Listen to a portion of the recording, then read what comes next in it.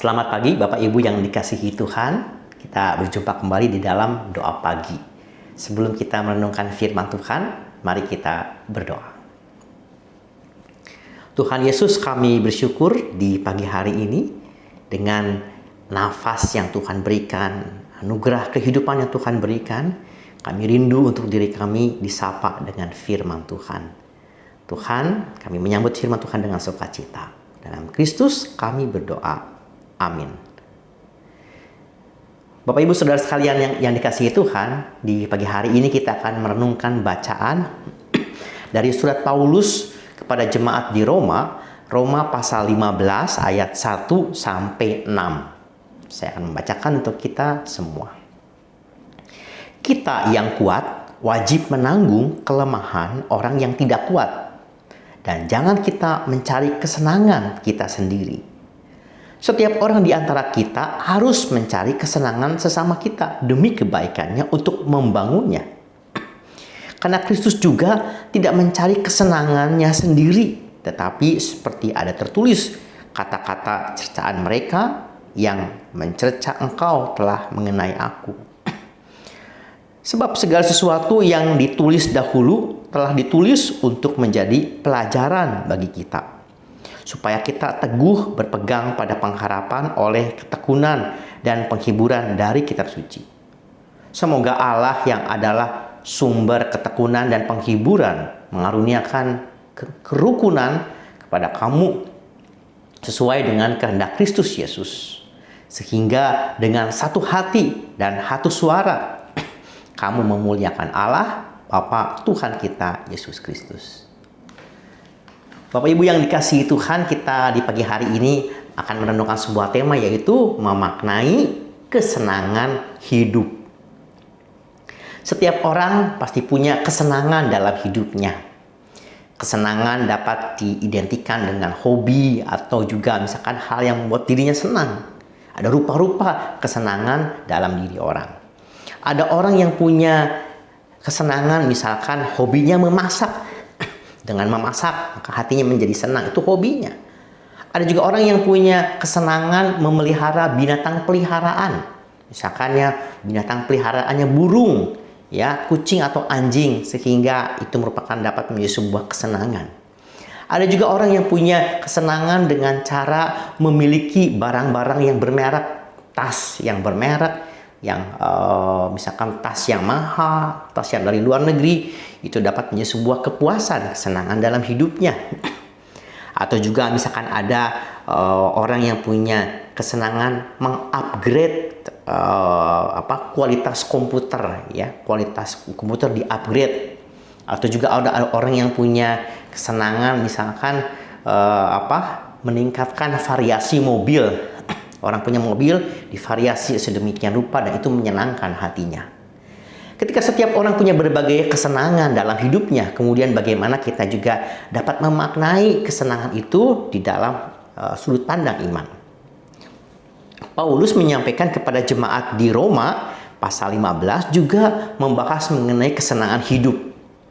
Kita tahu bahwa kota Roma adalah pusat dari kebudayaan Romawi, kota besar, multi etnis, sehingga dan juga pusat kebudayaan, pusat pusat fashion, dan juga berbagai pusat hiburan tentunya.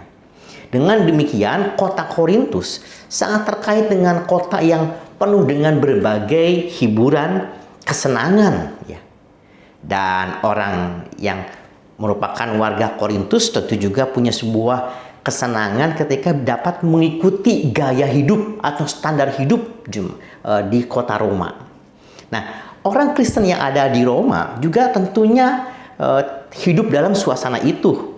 Ada sebuah pandangan mengenai hidup hanya sekali. Karena hidup hanya sekali, puas-puaskanlah, senang, membuat dirimu senanglah karena hidup itu hanya sekali. Oleh karena itu, orang yang berpandangan seperti itu dalam konteks jemaat di Roma ataupun sebagai warga negara di kota Roma dapat memandang hidup sebebas-bebasnya, puaskanlah hatimu. Ya, ini dalam konteks di kota Roma, puaskan hidupmu, lakukan apa yang kamu mau, bisa berbuat dengan seks yang tidak baik, ya, kemudian gaya hidup yang sangat menonjolkan kepuasan atau hedonisme. Itu yang terjadi di kota Roma. Nah, jemaat di Roma juga dapat ikut-ikutan karena dia adalah di kota Roma. Oleh karena itu jemaat di Roma pun bisa terpengaruh. Oh iya ya, karena Roma adalah pusat kebudayaan, pusat segala hedonisme, maka jemaat dapat terpengaruh untuk ikut-ikutan. Nah, di dalam suasana yang ikut-ikutan seperti itu, Paulus memberikan nasihat kepada jemaat di Roma. Apakah bagaimana cara memandang secara iman tentang berbagai keinginan di dalam atau kesenangan hidup yang muncul di dalam diri kita. Paulus menyampaikan di dalam ayatnya yang kedua, setiap orang di antara kita harus mencari kesenangan sesama kita demi kebaikannya untuk membangunnya. Nah, di sini bahkan kalau kita lihat di ayat yang ke-1, kita yang kuat wajib menanggung kelemahan orang yang tidak kuat dan jangan kita mencari kesenangan diri kita sendiri. Paulus menyampaikan kalau kita lihat ya kata kesenangan di dalam pasal 15 ayat 1 sampai 3 aja sudah muncul 3 kali. Jangan kita mencari kesenangan kita sendiri, terus kemudian setiap orang di antara kita harus mencari kesenangan sesama demi kebaikan. Kemudian ayat yang ketiga, karena Kristus juga tidak mencari kesenangannya sendiri. Nah, Paulus memberikan nasihat di sini mengenai kesenangan hidup. Apa yang salah di dalam kesenangan hidup? Apakah salah orang punya kesenangan? Apa kesenangan itu sesuatu yang tidak baik? Atau apa? Nah, Paulus menyampaikan yang salah bukan soal kesenangannya, tetapi tujuan dari kesenangan hidup itu. Kalau orang punya kesenangan, ya apapun bentuknya, tapi kemudian itu kesenangan yang dia miliki kemudian ditempatkan hanya untuk tujuannya untuk diri sendiri, itu yang salah.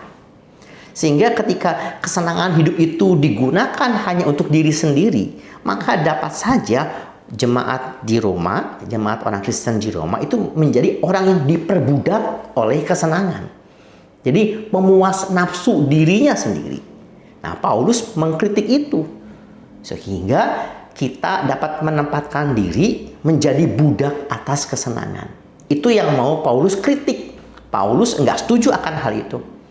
Tetapi Paulus mengharapkan bahwa kita itu dapat menjadi tuan, ya, kita dapat menjadi tuan atas keinginan-keinginan kita. Sederhananya, Paulus memberikan sebuah nasihat, jangan kita diperbudak oleh kesenangan, keinginan diri sendiri, untuk memuaskan diri sendiri. Tapi Paulus mau mengajak jemaat di Roma, tempatkanlah segala keinginan yang hadir dalam diri kita itu untuk jadi berkat. Tidak hanya memikirkan diri sendiri. Bahkan malah di ayat yang ke-1, kita yang kuat wajib menanggung kelemahan orang yang tidak kuat. Sehingga dengan adanya muncul berbagai kesenangan dalam hidup kita, itu dapat digunakan untuk jadi berkat. Dapat digunakan untuk menolong orang lain. Yang salah bukan kesenangannya, tetapi tujuan dari kesenangan. Kalau kita hubungkan dalam diri kita, setiap kita punya banyak kesenangan, betul? Tapi apakah itu kesenangan itu hanya berfokus untuk memuaskan diri sendiri? Dapatkah kesenangan yang ada dalam diri kita dapat jadi berkat? Itu yang Paulus harapkan. Dengan demikian misalkan ya di ayat yang ke-6 ya. Nah, sehingga dengan satu hati dan satu suara kamu memuliakan Allah Bapa Tuhan kita Yesus Kristus. Paulus mengajak bahwa ketika kita punya berbagai kesenangan, tempatkanlah itu untuk juga dapat menjadi berkat. Bisa dalam bentuk kita menolong orang lain dan dapat untuk kemuliaan bagi nama Tuhan.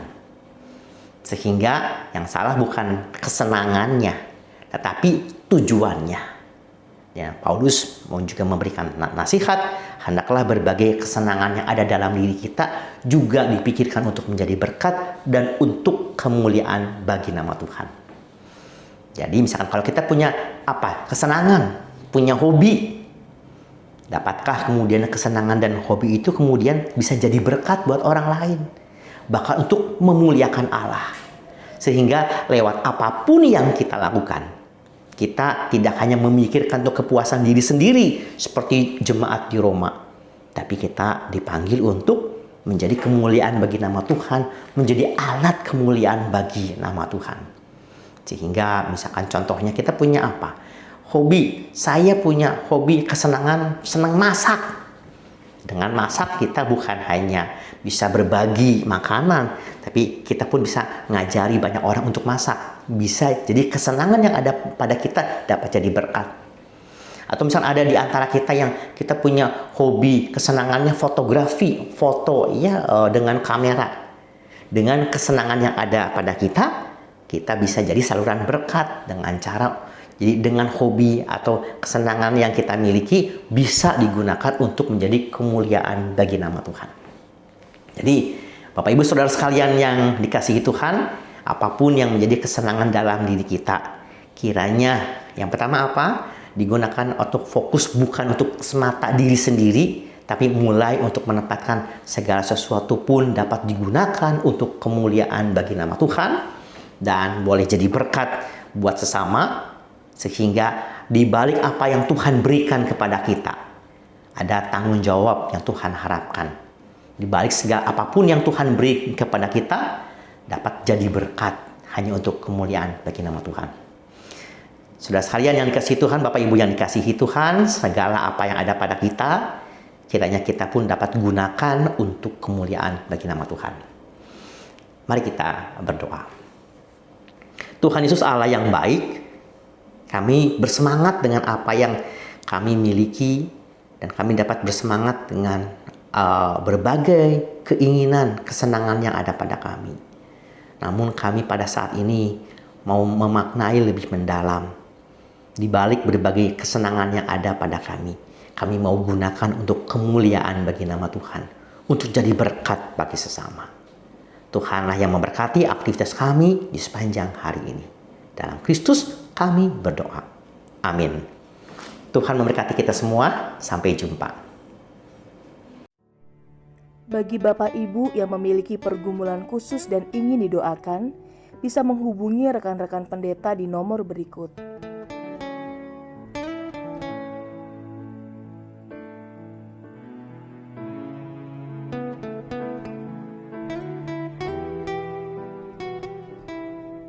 Tuhan Yesus memberkati.